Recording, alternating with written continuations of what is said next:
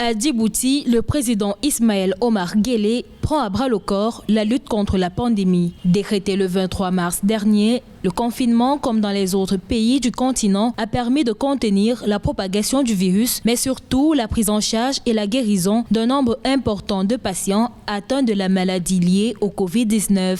Le chef de l'État n'a pas hésité dès les débuts à prendre ses responsabilités, à déployer l'ensemble des efforts et des mesures qui consistent à la fois à protéger nos concitoyens, mais également à lutter contre la propagation du virus. Ce qui nous amène aujourd'hui, grâce justement à ces actions sanitaires, à avoir à peu près 600 personnes qui sont guéries suite justement au fait qu'ils aient contracté le virus. Des résultats encore insatisfaisants pour le président Ismaël Omar Guelleh qui vient de durcir les mesures en imposant notamment un couvre-feu. Selon les autorités locales, Djibouti recense entre 999 et 1072 cas de coronavirus. Si le chiffre paraît élevé, c'est parce que les autorités sanitaires ont privilégié des dépistages massifs, soit 11 000 tests déjà pratiqués. Le chef de l'État a ordonné un dépistage massif d'abord dans les quartiers populaires, dans l'objectif de mesurer la contagion communautaire, pour ensuite passer à celui sur le personnel essentiel dans le public en privé. L'objectif étant tout simplement de tester 10% de la population, dégager ensuite la stratégie et mesures dans la gestion de cette crise sanitaire. C'est dire le degré d'appréciation de la situation par les chefs de l'État qui continuent à engager tous les moyens relatifs à la protection de nos concitoyens.